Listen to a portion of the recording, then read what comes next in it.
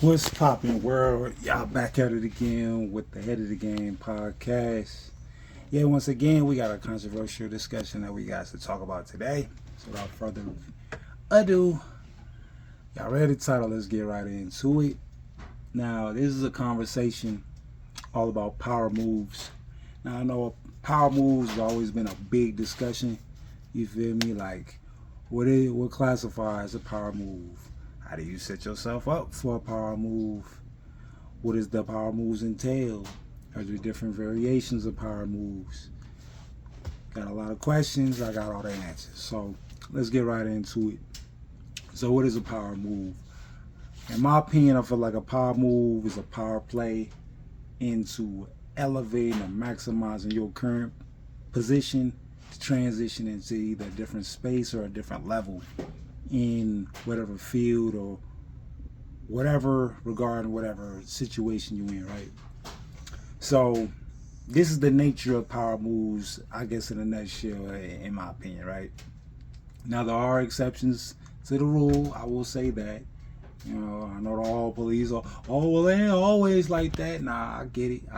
But when I'm talking about these kind of stuff like this, you feel me? I'm speaking in generality. So typically, a power move has to be set up in variations of regular moves. So your power move is the power play, but it's prerequisited by the regular moves, which follow the power move, right? Or vice versa. So the power move is followed up by what's that?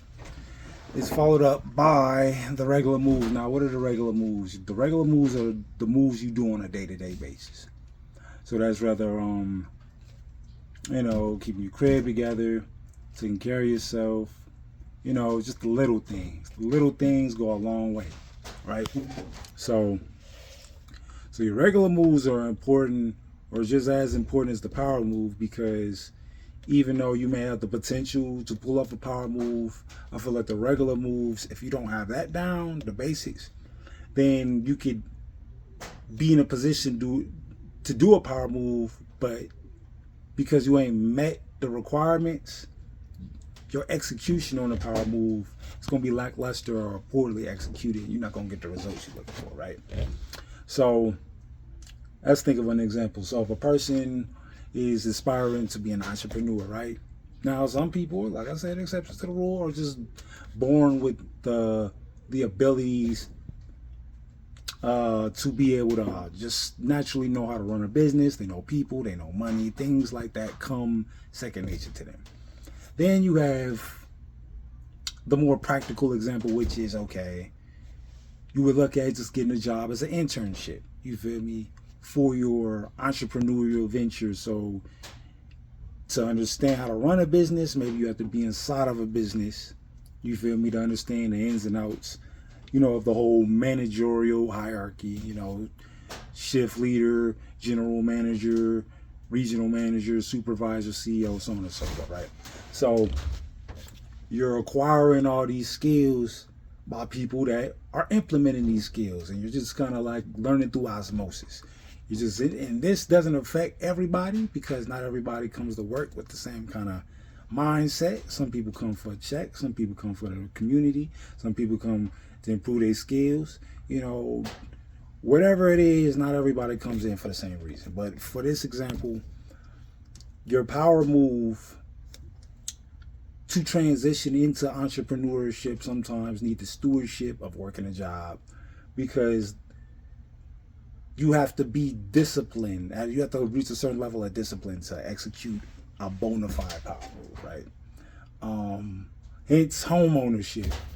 Now there's some people that they just know finances. They could just, hey, at the age of 21, just go buy a home and keep up with it, and pay it off, right?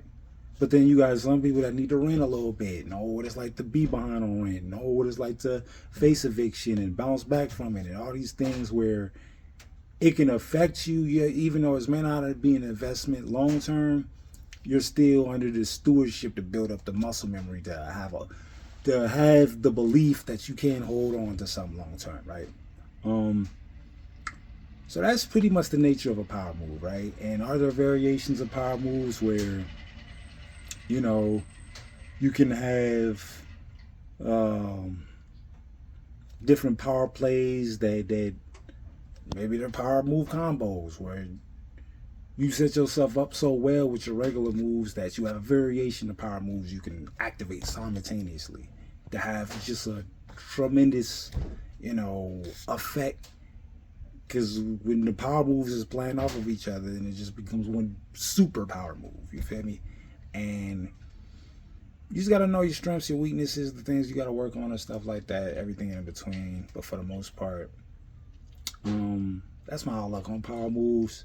It's just coming up with a game plan, implementing the prerequisites and all the descriptions and stuff like that, and actually carrying out and executing step by step, and just having that level of focus to stick to it and be consistent. So, that being said, comment, like, subscribe.